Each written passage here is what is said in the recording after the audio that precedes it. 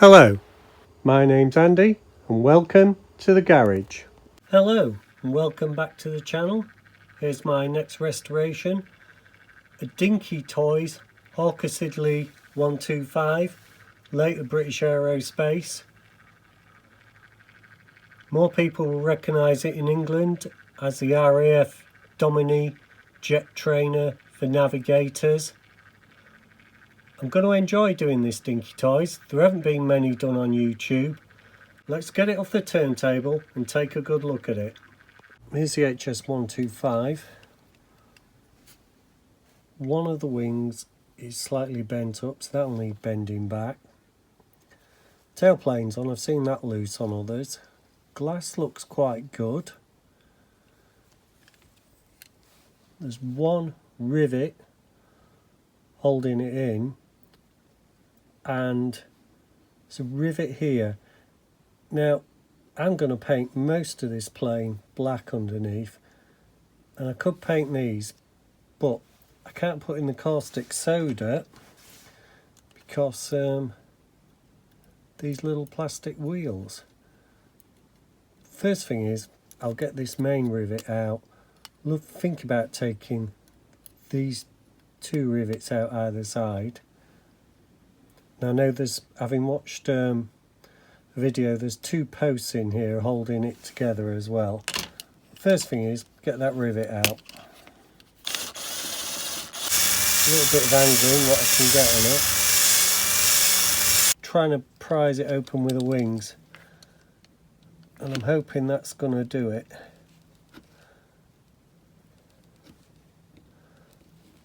Just coming up at the front, just gently going round it, not really trying to force it.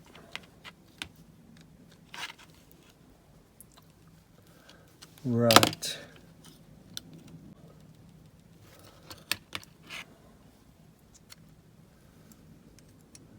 It's out.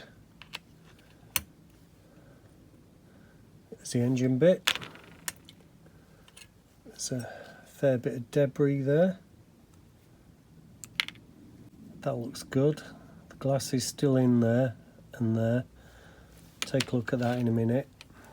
The step comes up and down, it's held in by a piece of metal there that's held in by a rivet. Is also holding in the front wheel. Now, whoops, there's the drop down door. Now the wheels, they don't look great. They have still got some black on them. That one's quite chipped. I think I'm going to have to take the wheels off. I want to have a think about it. I could spray all that black, it's not a problem. I could actually mask the wheels. Where would you get wheels from that small? I don't know if the usual suppliers do them. In any case, there's the bottom half with the bent wing, which you can see. There's the top half. Let's just try and get the glass out. I've seen this done, it's just a matter of, because one person has done it on YouTube that I found, a well-known, excellent restorer.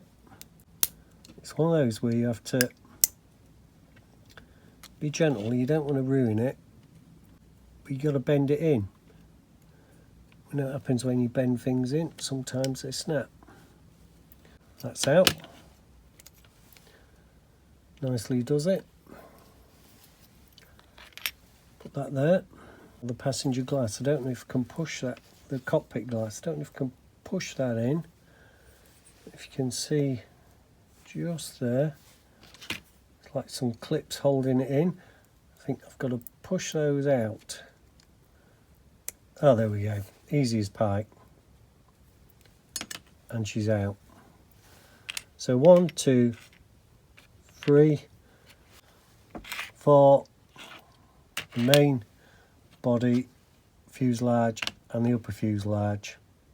I think the first thing I'll do is straighten that wing. Right, see how we go. So it's out of sync from about here.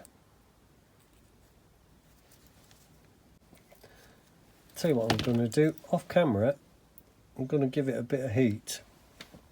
Right, that's got a bit of heat in it now. Let's take a look. Still up at the end here.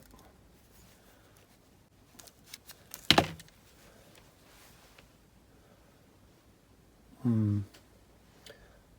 do you think? I think she looks okay. As the saying goes, blind man on a flying horse wouldn't spot any difference. Same from the back. Good. Okay, I'm just going to drill out one rivet hole. I don't want to put any pressure on this tail because I know that is in two pieces.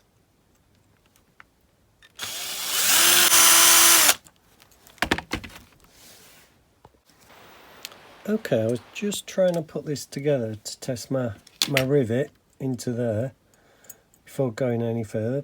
Rivet hole's deep enough, as you can see. And I thought, well, I'll just click in. I'll put that post in there, and that one in there. And in getting that off, this back post here has bent a bit. Because as you can see, it won't just clip on. And I don't know if you can see there, that is bent back a bit. So I'm going to have to put some heat on that and just bend it back slightly with a pair of pliers like that. Oh, it moves too easily actually. That's scary. You can see there, now you can see it is up at the top instead of in the centre of that hole. Right, I put some heat on it, bent it back as far as I could. Now clips together fine. Obviously the engines will be in there. The interesting thing is it's really stiff to get off. Won't be needing a lot of super glue on that rivet, that's for sure. Right, that can go in the caustic as it is, that can. That little stairway can. This I'm gonna paint with nitro Moors. I'm not going to risk caustic. These look really fiddly, these rivets. I've given that one a clean, so I'm off to get some nitro Moors on a brush and paint it. Least risk approach. Okay, there's our fuselage, lower half. There's some nitro Moors, just give it a paint. Will take about 40 minutes to work, maybe longer. This paint feels very smooth and slippy. Might need a few goes at this, because I think yellow paint is particularly stubborn as well. So this, what looks quite simple, isn't exactly so. And if you took all the rivets out, I think you cause yourself more problem than it's worth. I think you can see now it's only about 15 minutes in and the nitro Moors is starting to have an effect. So we'll keep on with that, keep coating it. Some parts look stiffer, a bit more resilient than others. Just taking a look at the HS125. It's in pretty good shape as a casting. Got to get it into primer now. And unfortunately, one of these extremely little wheels, if I can zoom in,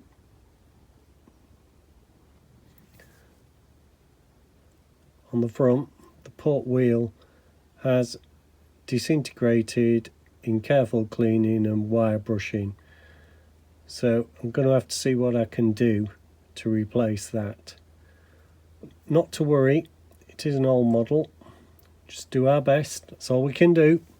Okay, there's been a little work on the casting of the HS125 Dominie, mainly around this end. You can still see the lines there where the casting mark was, but you can't feel them anymore, so they're not going to show. Same on the other side. Equally so, some casting marks taken off down the sides of both engines, which I think were Rolls-Royce Vipers, and then that is going to pop onto there. Actually, I've just noticed in that light there's another casting mark there to go, so all I use is a bit of 400 emery cloth, just rub them away. They go away quite easily. What we'll do is have a final inspection before paint, but it's looking good. 3 colours to paint here, so it's going to be a long paint job, masking, etc. But we'll see how we go. Right, our little Hawker Siddeley jet is finally out of paint. It's not been lacquer jet. As you can see, masking wasn't 100% perfect, but it's not too bad. That's the worst bit down there, a bit of white spray down there. So we can start to move on. I did paint the black twice because I cocked up on the white, didn't go quite right, and I ended up leaving the masking tape on too long on the black. It all got sticky, right mess, couldn't retrieve it, so decided to start again. This line might need tidying up, but the roof line looks good apart from there. To be honest, it's my second attempt at this and I'm quite pleased with that. Now, this hasn't come out bad at all. Good line there, good line there. Just the front on the wings look a bit untidy, but that is probably going to be painted all silver at the top and underneath. There we go. I did take the wheels off in the end, the tyres. I think I've saw some that needs hand painting inside with some black paint or some white paint. They're often white underneath, so that's quite good. Pleased with that, and we are making progress.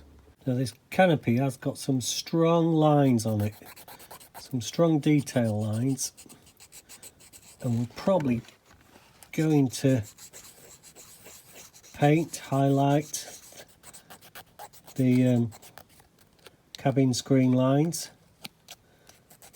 I'm trying to make this one of my best aircraft models ever.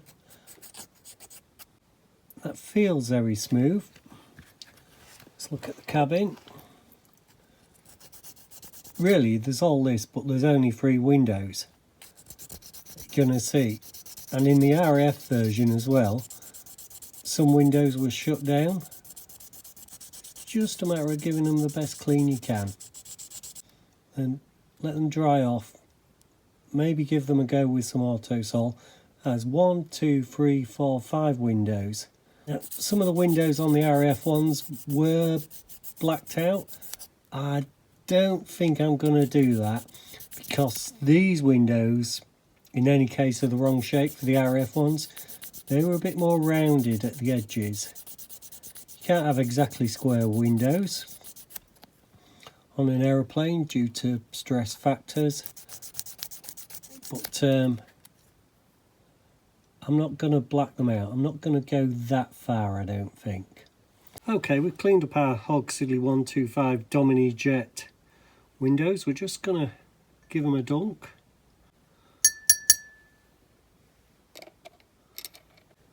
Then the cockpit, leave them to dry off. Okay, this is the cockpit glass of our HS125, and on the RAF versions the frame was black, so I'm just going to do that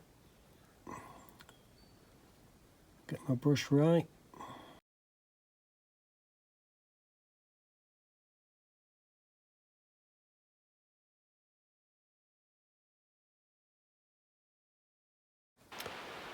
Right, we are back with our HS125. That's going to be a RAF Dominie. As you can see, I've masked off the tailplane. There's going to be some silver down here, top and bottom. There's going to be a touch on the leading edge of the tailplane as well. Also, leading edge of the wings, both underneath. And that one's lucky, that one's got a casting mark to copy.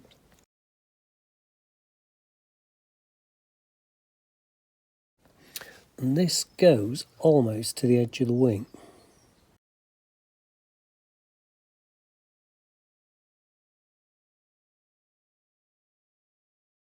There, that's the top done.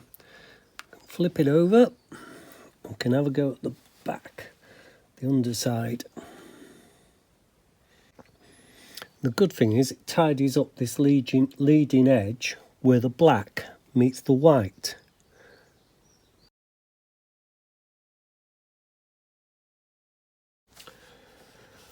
Well, that's one side done. I'm pleased with that.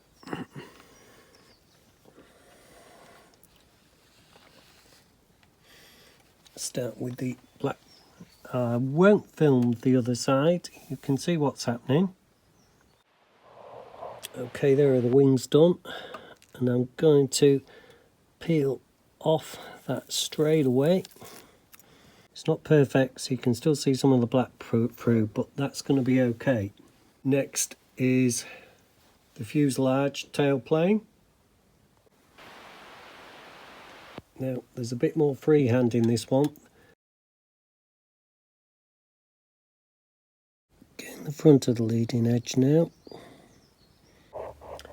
Right, that doesn't look bad. Right, as you can see, the wings are done. Now, the camera ran out of space, but I've done the front cowls of the engines by hand. They look okay. I'm about to do the rears. Right, here we go with the rears. So I've just tried to mask them off, how they're going to be.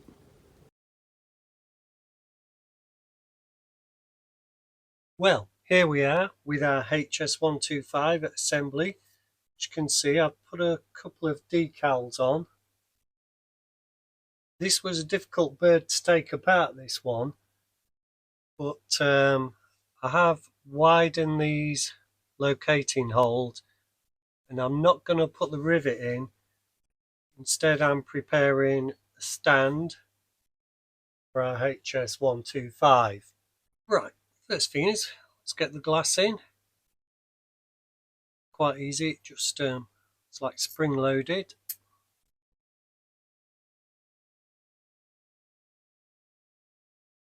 Right, that's in. Yeah, there we go. That's the click I was waiting for. We've got the cockpit glass. Just pushed in from the front.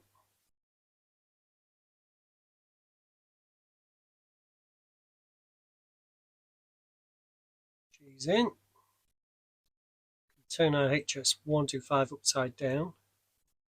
The engines went in like that. Haven't put the wheels on yet. Now got body. We need to just clip in door, which is on a little sort of spring to keep it in. And that is almost it. All we need to do now is just test fit it and then go to super glue. Right, still with our HS125. I've had to do a bit more drilling. I did test fit it before I painted it. Anyway, we're back again now, so let's just get a few bits out of the way. It's been a sod to put back together. So steps are in. Let's 2 locating posts there, got a bit of glue on them. In terms of the size, that looks good. Just putting the engines on the rear. Right, the engines are in. Got a bit of super glue on our posts. That's where one goes. See, just trying to locate the other.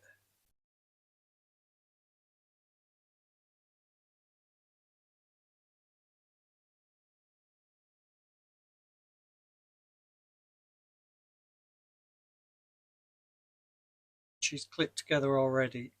There's no clicking sound. Right, I'm going to leave that there for a while. Lots of fingerprints down here at the back end. I hope they just polish out. There's our HS125, and I think I might have to do something with those rear decals. I put them on early to save a bit of time, because I was running out of time. Just leave it as it is. Its own weight will keep it together. This has been a labour of love, I'll tell you. It's taken ages.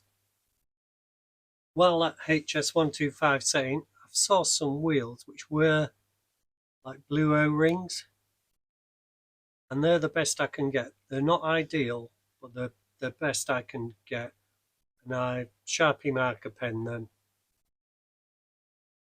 so they can go on. Right, back with decals, and there's one just to go below this window.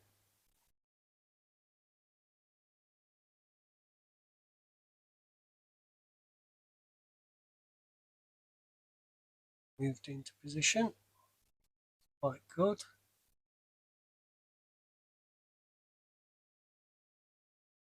Just a bit further forward. Maybe a bit down. That'll do. Do the other side too.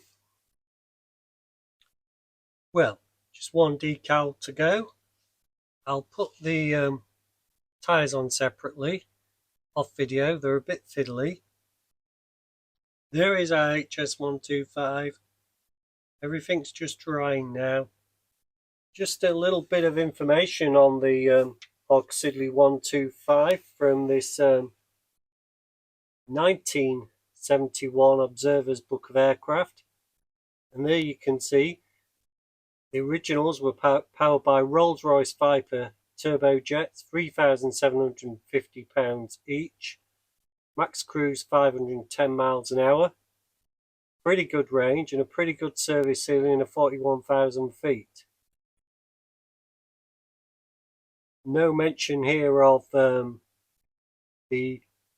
RAF version, but it did go in for sale in the US with Beechcraft Air Corporation and had improved engines, and it was later even re-engined with Garrett Aerospace engines. And there's just a little bit on the dimensions there. What I'll do is I'll film this book at the back of the video if you want to take a closer look at that. For now, I think we should get her on the turntable. Well, this is what we started with. The Dinky HS125, very play worn, bit battered. Right wing was turned up, but it was all complete. Let's see what we ended up with. Well, here is our Dinky Toys Customisation 125 in RAF colours, known as the Dominie, trainer, navigators, weapon systems officers, etc. A long career in the RAF from 1965 until 2011. This particular one, XS709, was the first of 20 to enter RAF service and flew just over 16,000 hours, which really isn't a great deal in over 40 years of service. I do hope you've enjoyed watching this video. It's been a pleasure to bring it to you. Thank you for watching. Thank you to all my subscribers. Well over 500 of you now. That's great to see.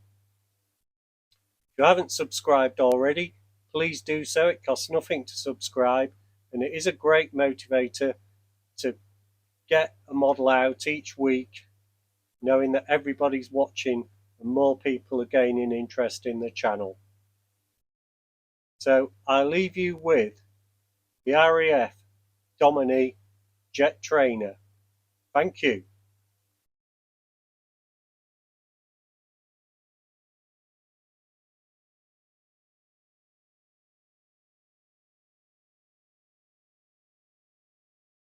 Where they were used to train weapons